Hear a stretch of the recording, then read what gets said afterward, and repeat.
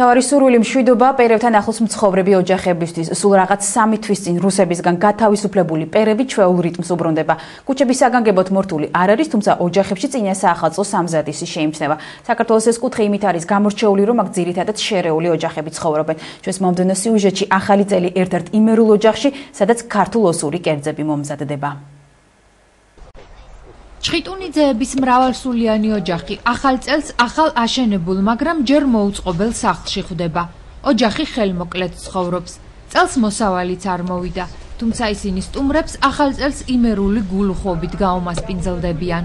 სტუმარი მოგივა, მეკლე მოგივა თუ რაღაცა, ყველას პატივუნავცეთ. ჩვენ მხოლოდ ახალ წელს ვხვდებით იმისათვის, რომ ყველა შემომსვლელი და ყველა ოჯახის წევრი პატივის თემაში იყოს და დაეფუძნოს ეს ახალი წელი, რომ მთლიანი წელიწადი იყოს იმათთვის ფეხბედნიერი და სიტყვება და სიხარული.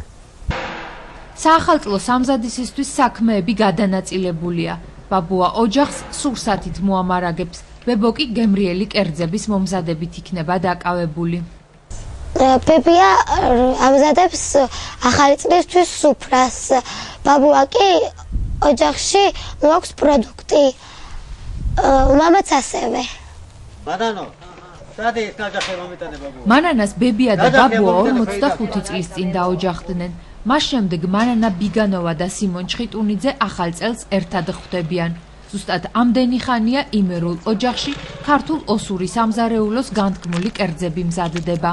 ტკბილეული, გოზინაყი, თაფლი, ესე იგი, რაც არის სიტყვო, დანარჩენი მერე, აი საცივი ვთქვათ, ისი ხორცეულობა რაღაცა და ამგვარი რამე რა საშუალებას გაქვს და რაც გესურვება სიტყვაზე. მე მაგალითად ახლა ისი შეიძლება ხაჭაპური გავაკეთო, როგორც ქართული ამ ნებისმიერი აქ ანაკეთებს, ისე ვაკეთებ მეც. ხაბისგინები? ხო, და ხაბისგინები ახლა ისი ოსური არის, ხაჭაპურს ნიშნავს ისი ქართულად. ხაბისგინი. ოჯახში მეგრელი რძალიცაა. ფატი ახლა მეგრული ხაჭაპურის გამოსაცხობად ღუმელში ცეცხლს აღვივებს. ჩვენთან ხაჭაპური განსხვავებულია, ზევიდან იყრება, კვერცხიანი ყველი იყრება, უესმევა ზევიდან და არის განსხვავებული მაინც. რა ვიცი, ყველას მოსწონს მეგრული გაკეთებული კერძებიც და ოსურიც, რა თქმა უნდა, დედამთილი ჯო აკეთებს, ყველას მოსწონს. მალე ახალი წელი მოვა. ოჯახის უფროსი შეშას ამზადებს. შემდეგ მარანში გადაინაცვლებს და მეკლეს, რომელსაც დიდი სიფრთხილით არჩევენ, საუკეთესო ღვინით დახვდება.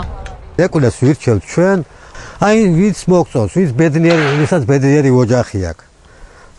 ტკბილი ოჯახი აქვს, ბედნიერი ოჯახი აქვს, აი იმ ოჯახიდან ავირჩევთ ჩვენც, რომ აი ეს ასე ვთქვათ, დაეფუძნოს ჩვენ ოჯახსაც ის ბედნიერება და ის სიტყვა და სიხარული, რომელიც იმას გააჩნია, რომელსაც ვირჩევთ ჩვენ მეკლედ.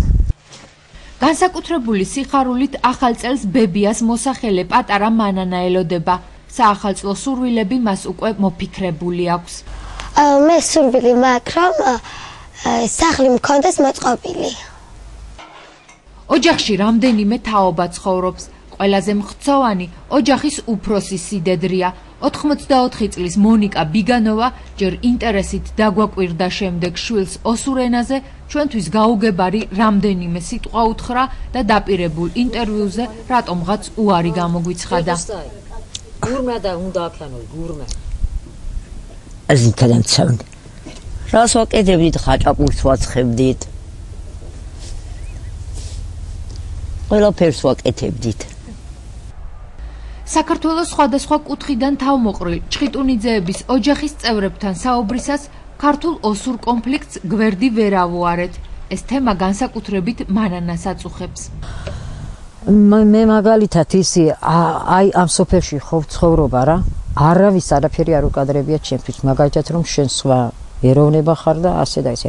არავითარ შემთხვევაში ჯერ მე თვითონაც არ დავიმსახურებია ისეთი რამე, რომ ვინმეს რაიმე ეთქვა და მე საყვედური არ ავიესწე და მოქმედებით ახლა მაგალითად ახლა ისი ნუ ახლა ორი მოჭხუბარი რო არის არა, ეგ სასიამოვნო სულაც არ არის. შეიძლება სულაც არ გეხებოდეს შენ, მაგრამ აი ისი სულაც არ არის სასიამოვნო, შენ ვერში რო ადამიანი ჭხუბობს.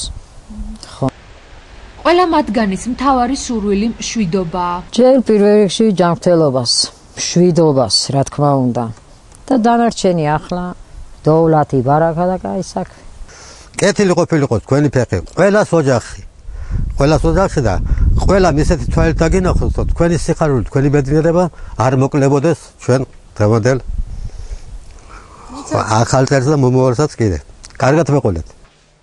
ახალი წლის ღამეს მთელი ოჯახი ერთად შეიკრიბება.